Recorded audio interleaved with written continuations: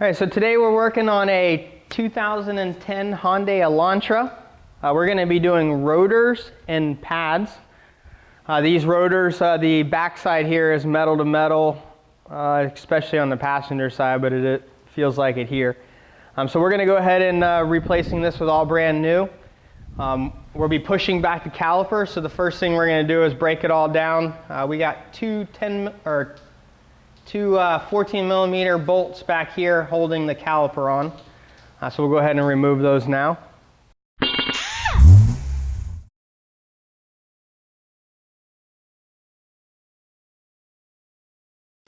right, so now we're gonna push the caliper back first this time.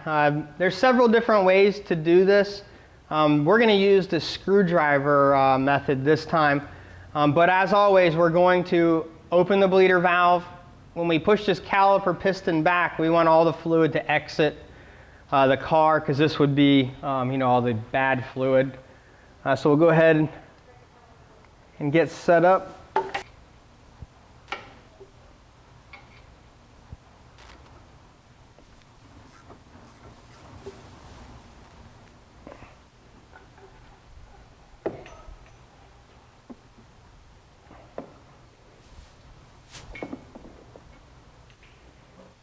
All right, so with the screwdriver, we're going to come all the way to this side of the center opening here where we can see the rotor and the pad. So at first we're going to grab the rotor and we're going to kind of wedge it.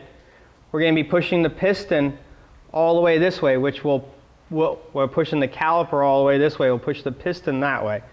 So we'll do it once and then we'll reposition the screwdriver so we can grab the pad also. And we'll just go ahead and push it back.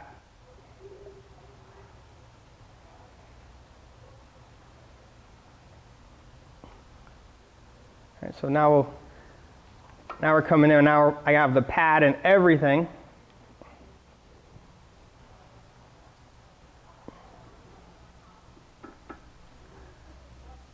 All right. And that got us a lot of. So we'll go over here. We'll just push the pad off. Now we're in between the rotor and the pad. We'll go ahead and finish off. Now the piston's pushed all the way back. We can go ahead and tighten up our fitting.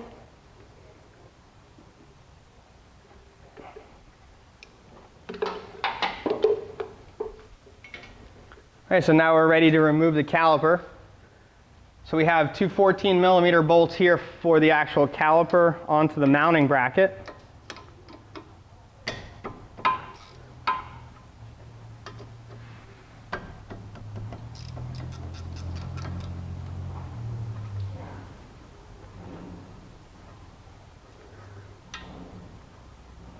Now another big point of interest with removing the caliper is we don't want to let it hang on the hose. We don't want to rip the hose or damage the hose anyway by stretching it out. So we kind of want to keep it from falling. So I'm just going to balance it right here for a second. Remove our pads. So we're doing the rotor because we have a lot of grind where it was metal to metal. To take off the bracket, we'll be removing these, should be 17 millimeter right here.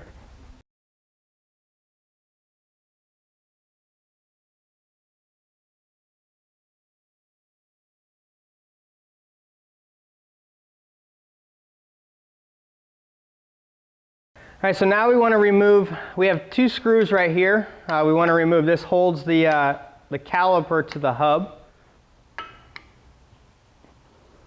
Sometimes these are pretty hard and rusty. It's a pretty new car, so relatively speaking. All right. Now, so we have a lot of rust that happens in here, pretty bound up. Now we're not using this rotor, so we're gonna just hit it on the outside here.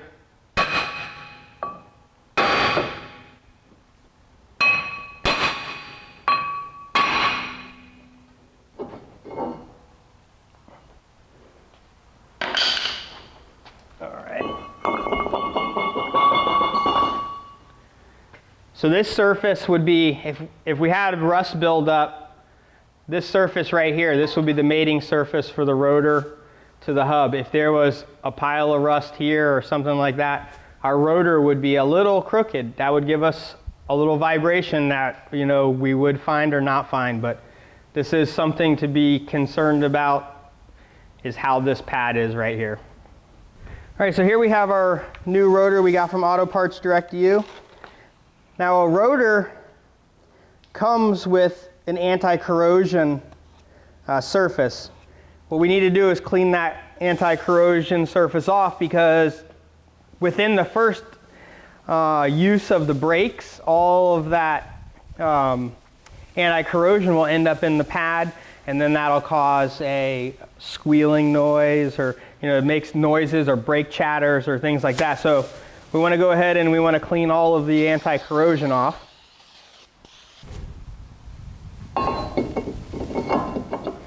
Aligning our screw holes.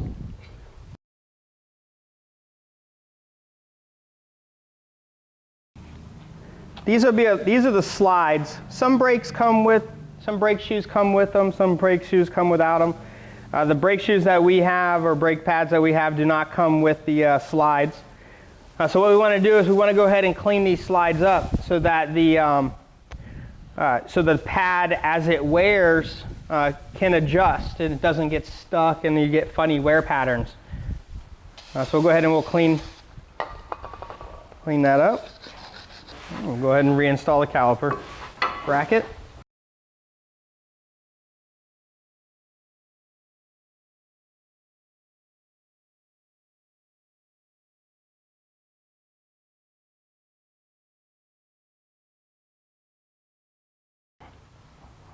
We have two different kinds of pads. We have one with, this is a squealer. We'll go ahead and put, this is the other one. This would be the side that contacted the caliper. Piston went right there. So this is the inboard pad. We'll go ahead and put that in right now.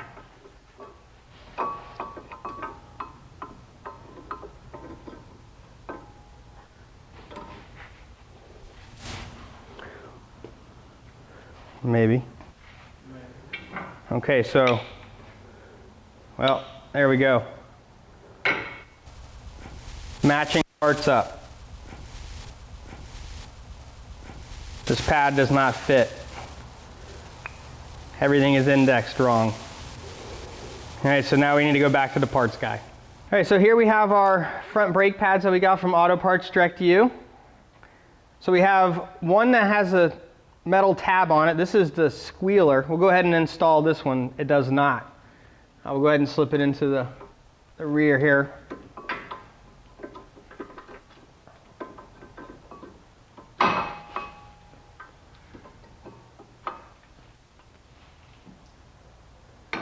So the one with the squealer, we want to make sure that we are replacing, because the other side is going to be on a different position. It's going to be down here. So I want to make sure that we have the squealer in the same orientation as the one we removed. So we'll go ahead and we'll install that.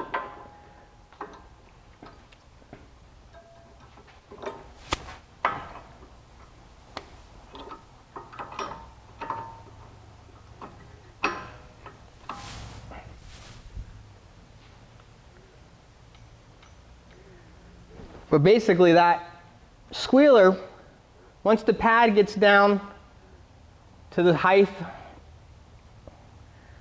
where it's touching, that is going to start making a squealing noise while you're driving. When you touch the brake, it will go away. So that is indicating to you that you need to change your brakes before it goes metal to metal. Okay, so we'll go ahead and put our caliper back on. So when we put our caliper back on, we don't want to make sure that we don't twist. We don't have any kind of twists in the caliper hose, the brake line. We want to make sure that everything is looking as it should be.